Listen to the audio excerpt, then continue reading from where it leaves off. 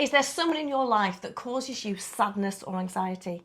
That's someone that you either try to avoid altogether, or every interaction leaves you with that sinking feeling in the pit of your stomach, and it leaves you wondering what on earth you can do to build that better relationship.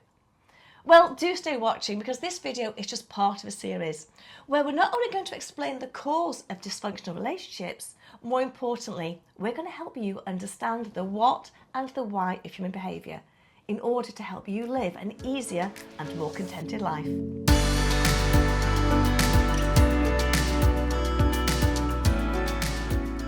Welcome to our channel, where every Monday and Thursday we discuss and review all the wonderful topics that women talk about.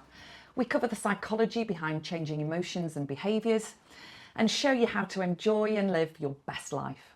We'd love you to join our growing community by subscribing to our channel, as our next video might just be the one that changes your life forever. Absolutely. And don't forget, if you judge yourself and you believe that others see you as maybe foolish, weak, or even incapable, or if maybe you simply hate or just dislike the way that you feel when faced with new people or new situations, well, maybe now is the time to do something about it. So again, do stay watching till the end, and I will tell you exactly how you can find your very own core confidence. So how many times have you had someone tell you that they were either offended or just upset by something that you said or maybe did? Well, only for you to reply to them that, it's not what you meant, and maybe they've just taken it the wrong way. Or, let's be honest and be fair, it could also be that someone else offended you and it was you that misunderstood them. Well, no matter how much you set out with the best intentions, someone is always going to walk away with an impression of you that more often than not is totally different to the one that you see of yourself. Now, whether the outcome is something ranging from mild offence to even a full fallout, human interaction is really complicated. So whilst one person will describe you as maybe driven, enthusiastic, compassionate or detailed, someone else will say that you are direct, overbearing, emotionless or pedantic. We have to acknowledge that many people say they don't care what other people think. It's the "this is who I am, take it or leave it" approach. But this generally means that they aren't really aware of how they are perceived by others. Now, the more self-awareness you have, the more you have the ability, I suppose, to adapt your behaviour to the needs of the people or situation around you. And the benefit of this, of course, is the ability to gain control over how you interact with and are therefore perceived by others. Well, whether or not you care what other people think, misunderstandings between two people causes conflict, and it's always going to leave at least one person feeling alienated or irrelevant. Well, there are many things that knock people's confidence and make them feel unhappy, but conflict has to be one of the things that causes the most sadness and anxiety. But you know what? It doesn't have to be that way, because the root cause is often down to a poor communication style, which can be quite easily rectified with awareness and understanding. When we say communication style, it encompasses everything from who we are to what we do. And whether you choose to be the centre of attention or prefer to sit quietly in a corner, every action you make, whether visible or not, communicates your style to someone else. And even if you choose to stay in and hide, that still sends out signals to other people. One of the biggest reasons people experience conflict is how they behave when another person is talking. You see, communication isn't controlled by the speaker. It actually happens on the listener's terms, because everything you say to someone else is filtered through their own frames of reference, which covers everything from their life experiences to what happened yesterday. Well, this means that the listener only hears what they intend and want to hear, regardless of the intention behind the message. So let me explain a little exercise for you. You now have 3 seconds to look around your room and find as many things you can that are yellow. Go. Yellow. 1, 2, 3. Okay, stop. Now you've done that, you can close your eyes and list for me as many things you can that are blue. Well, if you struggle to recall seeing anything blue, that's because you only saw what you were looking for. And that's exactly what happens when we try to communicate. You see, your filter system almost handpicks only what it believes is relevant to you. The yellow objects? Absolutely. Okay. And doesn't register anything else. The blue objects? And this demonstrates how during a conversation, you only retain the content that you are looking for. So let's say, for example, okay, you're talking to someone that you believe doesn't like you. Well, your focus is looking for the behaviours and words that support that initial belief. So no matter what the other person says or does, you're going to filter the content to only see and hear what matches your very own preconceived thoughts, values and beliefs. And if that's not enough to cause a misunderstanding, you will then respond to your interpretation of the conversation and not their intention of the message. And it's this cycle of confusion that goes on and on. Well, over the next few weeks, we're going to explain how to use colours to not only understand the people around you, but more importantly, to first of all understand yourself. There are very few people who weren't brought up on the saying, treat people as you would want to be treated yourself. Well, we're going to show you why that approach is almost guaranteed to end in conflict. Absolutely.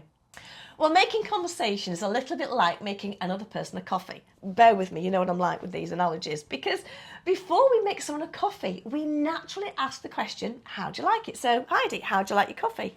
Decaf, no milk, 3 sugars. Right, okay. So that is the way that I will make a coffee for Heidi, because that is the way that I know that she likes it. And it's never going to cross my mind to naively think that everyone or Heidi or anyone else is going to take their coffee exactly the same way that I do. So I accept that when it comes to coffee or whatever else you want to do to relate to this in your life, we all have individual tastes and needs.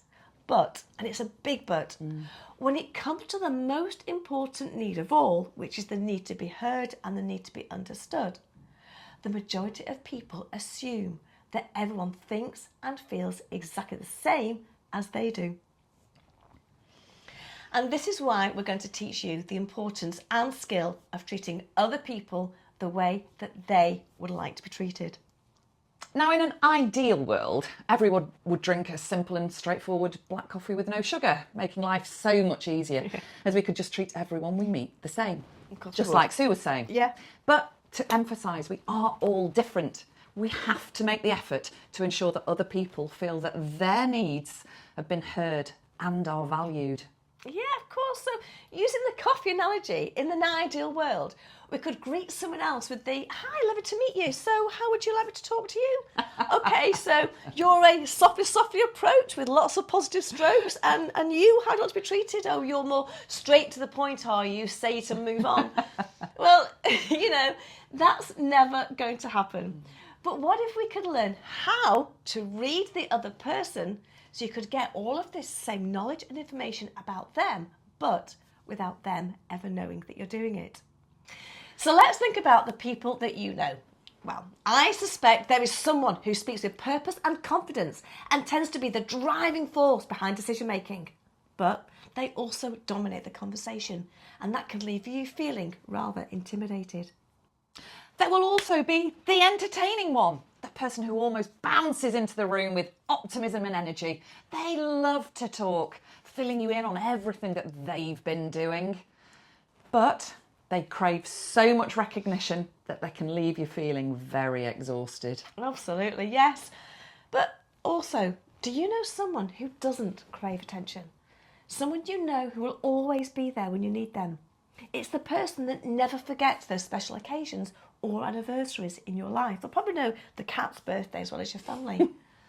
But they lack any get up and go, and that can leave you feeling rather frustrated.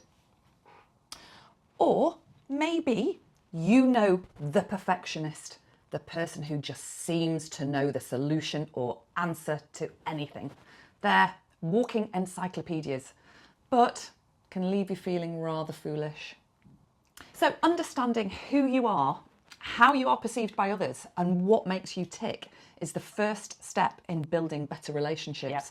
Because once you've learned how behaviours are formed, you can start to read other people and almost know more about them than they do about themselves. Yeah, absolutely, we can.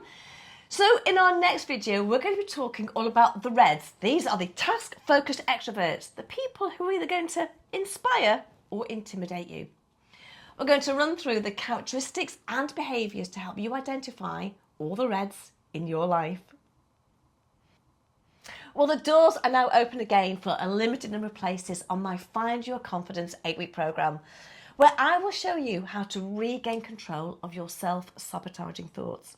Every week, we're going to work together on a one-to-one basis, and we're going to cover new topics. But those of you who love the colours, on week 2, you do receive your very own personalised behaviour report, and that's going to tell you exactly what percentage you have of each of the 4 colours. And it also show you how that formula shapes your personality. So to get on to my new waiting list, simply email me with the words, "I want to find my confidence," to sue@sueblackhurst.com. And if you want to hear a little bit of a testimonial from a previous lady, this is something that one of my ladies said on completing the programme this summer. I discovered Sue Blackhurst's video on YouTube and loved how she explained the psychology of different personalities. I've always lacked confidence and doubted whether I was ever good enough. Then I found out about Sue's Find Your Confidence course and wanted to do it because I was recommended for promotion, and this scared me stiff. Even after our initial chat, I felt excited by the course and the possibility that I could become more confident. Talking to Sue felt like talking to a really good friend, and I decided very quickly to sign up. Honestly, that was the best decision ever. Not only is Sue a great teacher and coach, but also a great friend now. So if you are maybe thinking of doing this course, just get in touch with Sue. It will change your whole outlook in the best way possible. You will find your confidence for sure. So if you don't want to miss out on the next video in this series of the fascinating world of human behaviour, don't forget to hit the subscribe button and that notification bell, and then you're the first to be notified when each video comes out.